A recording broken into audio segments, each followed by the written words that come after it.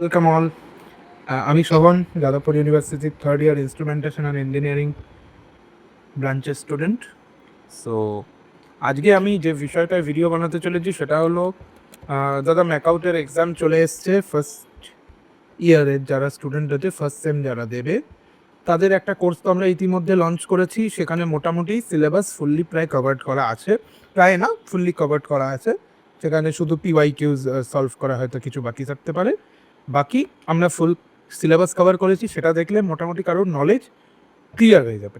এবার কিছু টাইপের স্টুডেন্ট থাকে যারা একটু পড়াশোনা করেছে, তো কোর্সটা যারা সে যখনই দেখবে তো they will be clear about that what we have to do. আমি জাস্ট এই অঙ্কগুলো করবো, পারবো, হয়ে যাবে।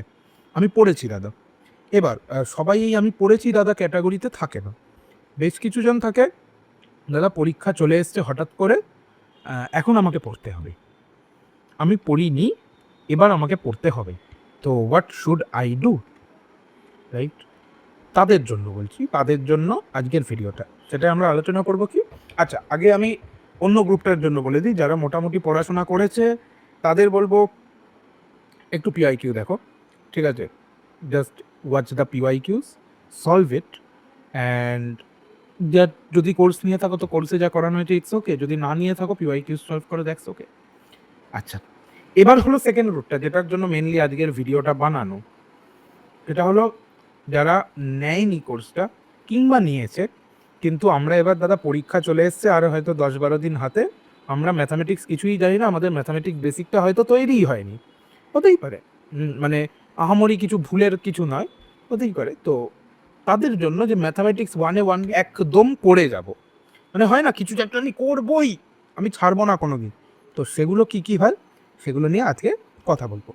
তো ফার্স্টে আমি যেটা নিয়ে আলোচনা করব সেটা হলো ম্যাথামেটিক্স 1A, রাইট? তো ম্যাথামেটিক্স 1A ম্যাথামেটিক্স 1B এর মধ্যে বিশাল যে পার্থক্য তা নয়, জাস্ট আমি যদি বলি বাস্তবটা হলো সিলেবাসটা একটু, মানে হয় না যে একটা train line, main train line যাচ্ছে, একটা জায়গা থেকে একটু ভাগ হয়ে গেছে, তো এরকমই সিলেবাসটা এরকম। দু একটা জিনিস 1B এর এক্সট্রা আছে, ম্যাথস 1-এর দু একটা জিনিস হয়তো কম আছে। তো একটু যদি আলোচনা করি বেসিকস অন স্ট্যাটিস্টিক্স, আমি প্রথম 10x1 পার্টটা আমি ছেড়ে দিলাম, কারণ ওটা আমি বলবো যে জাস্ট পরীক্ষার হলে যেরকম কোয়েশ্চেন আসবে ডু উইথ দ্য ফ্লো। এবার যেখানে যেমন হয়, যেমন আমি নিজে পার্সোনালি যাদবপুরে পড়ে একটা জিনিস বলছি, আমরা একদম চিটিং করতে পারি না, খুব চাপ হয়, তো লিবাস।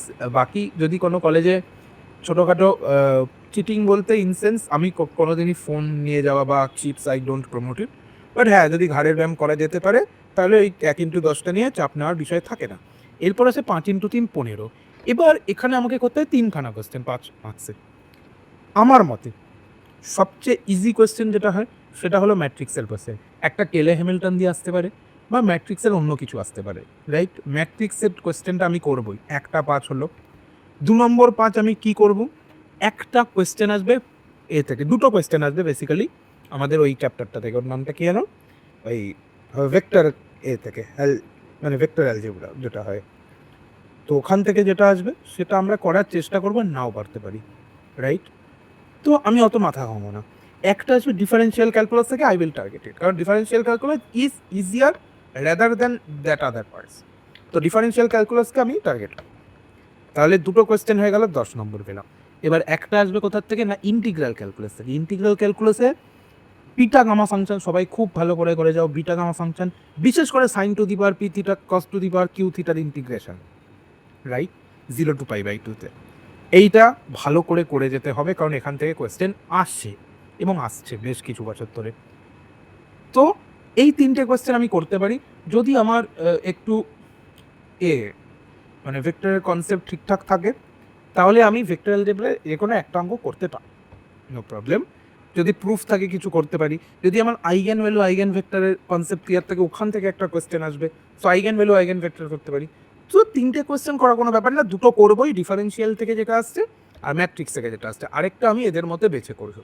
আমি ধরে নিলাম যে পড়াশোনা করেনি সে ম্যাট্রিক্স পারবে আর ডিফারেন্সিয়াল পারবে, 10 পেলো 5 পেলো না, you don't have to achieve 100 marks, right? 100 কেউ আনতে বলে, একটা ডিসেন্ট মার্কস আনতে বলেছে। আচ্ছা, এবার আমরা ঢুকছি 15-3-45। 15-3-এর কী থাকবে, একটা পুরোপুরি ডিফারেন্সিয়াল ক্যালকুলাসের কোশ্চেন থাকবে, অ্যান্ড বিলিভ মি এখানে একটা টেলার বা ম্যাকলরিন থাকবে, আর একটা প্রুফ থাকবে, যেটা আমি পই করে আমার কোর্সে বলেছি, যেটা ভেরি ইম্পর্টেন্ট, সেটা হলো ল্যাগ্রাঞ্জ মিন ভ্যালু থিওরেম দিয়ে একটা প্রুফ থাকবে। Do it very well, right? আমি করতে বুঝিয়েছি যেভাবে, কিংবা আমি যেভাবে নিজে আমার অফলাইন ক্লাসেস যেগুলো হয় সেখানে বুঝিয়েছি, সেই অফলাইন থেকে আমি পরে আসছি আপাতত। তো সেগুলো মোটামুটি এটা পারাটা কোনো অসুবিধাজনক কাজ না। এবং ডিফারেন্সিয়াল ক্যালকুলাসের 15 কিন্তু ছাক্কা মার্কস, 15 আমার কনফার্ম। এবার কি আসে, এবার একটা ম্যাট্রিক্সের 15 নম্বর আছে, which is very simple. Rank বার করা দিতে পারে, ইকুয়েশন সিস্টেমের ইকুয়েশন সলভ করতে দিতে পারে, মানে ধরা যাক এক্স ওয়াই জেড এর সামথিং 3খানা ইকুয়েশন দিয়ে বললো সলভ করো, রাইট? এরকম টাইপের কোশ্চেন দেবে, যেখানেও কিন্তু 15 খুবই ছাক্কা নম্বর আসো। তো এই দুটো আমাদের 30 টার্গেট নিতেই হবে। এরপর কি, এরপর আগের বছর যেটা এসেছিলো সেটা হলো ডিফারেন্সিয়াল ক্যালকুলাসে আরেকটা কোশ্চেন চলে এসেছিলো, which is a bliss to us. কারণ ডিফারেন্সিয়াল ক্যালকুলাস যত বেশি আসবে তত ভালো, কারণ ছেলেপুলেরা কিছুটা 11-12 পড়ে আসে differential calculus, Rolle's theorem, Lagrange theorem, এগুলো পড়ে আসে ছেলেপুলেরা। সো তাদের অসুবিধা হওয়ার কথা নয় ডিফারেন্সিয়াল ক্যালকুলাস, আর তার সাথে টেলর সিরিজ, ম্যাকলরিন সিরিজ, এগুলো পড়ে। তো হয়ে গেল 3খানা কোশ্চেন 45। এবার 2খানা পড়ে থাকলো, কি থাকলো 2খানা পড়ে, 2খানার মধ্যে 1খানা দেবে হয়তো আমাদের ভেক্টর, আর 1খানা দেবে হয়তো আমাদের ওই বিটা গামা ফাংশন বা ইন্টিগ্রাল ক্যালকুলাস থেকে। সো আমি পার্সোনালি ইন্টিগ্রাল ক্যালকুলাস একটু অ্যাভয়েড করি, বাট যদি কেউ ইন্টিগ্রাল ক্যালকুলাসে ভালো হয় they should not avoid it, আমি একটু পার্সোনালি করি। বাকি যেটা বলবো, যে ওই থেকে ভেক্টর থেকে কিন্তু খুব খারাপভাবে আসে না, মানে প্রুফ যদি আসে ভালো রকম করা যায়। একটা বড় প্রুফ আসতে পারে 10 নম্বরে, যেখানে বলে দেবে এইটা একটা মানে কিনা প্রুফ করে দাও, ফিল্ড কিনা প্রুফ করে দাও, ভেক্টর স্পেস কিনা প্রুফ করে দাও। আমি ভেক্টর ক্যালকুলাস বলছিলাম, মানে ভুল পড়ে, ভেক্টর স্পেস বলতে কি, তো ভেক্টর স্পেস কিনা প্রুফ করে দাও, এরকম কোয়েশ্চেন আসতে পারে। সো ওটাকে টার্গেট করা উচিত, কারণ ওখানে 9খানা পয়েন্ট থাকে, মুখস্থ করে গেলেই করা সিম্পল। তো এটা গেল ম্যাথামেটিক্স 1A। আবারও বলছি, ডিফারেন্সিয়াল ক্যালকুলাস, ম্যাট্রিক্স, এই দুটো চ্যাপ্টারকে আমার করতেই হবে। এই দুটোকে করে গেলে আমি রাজা, আমি পরীক্ষা ভালো দেবই। তারপর ইন্টিগ্রালের বিটা গামা ফাংশন দেখে যাও, আর যেটা করবে সেটা হলো একটু ভেক্টর স্পেসটা দেখে যাওয়া। আমি ভুল করে ভেক্টর অ্যালজেব্রা বলে গেছি সারা ভিডিওতে, ভেক্টর স্পেস দেখে যাওয়া করলে মোটামুটি you will get through, right? এবার ম্যাথামেটিক্স 1B এর গল্পটা হলো, 1Bও আবার ওই 10টাকে আমি এইভাবে বাদ দিচ্ছি।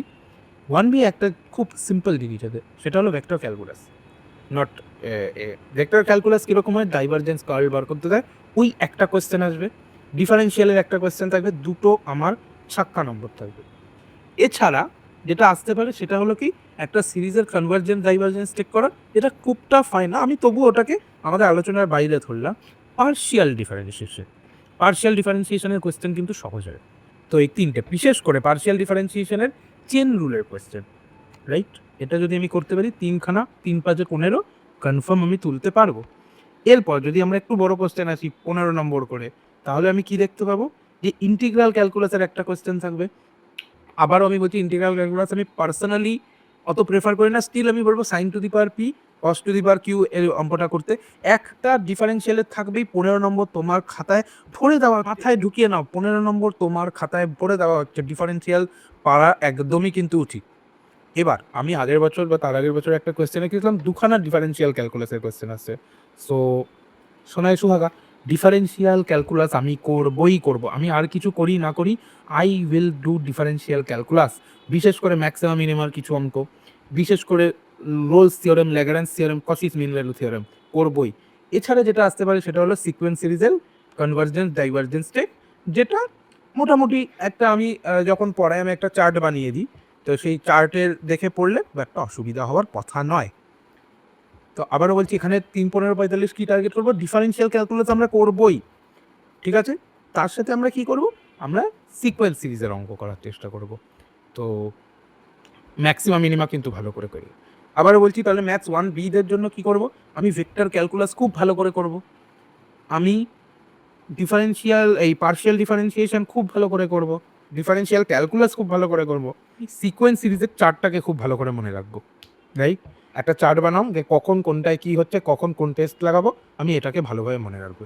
তো এগুলো করলে আশা করি প্রত্যেকের খুব ভালো রেজাল্ট হবে।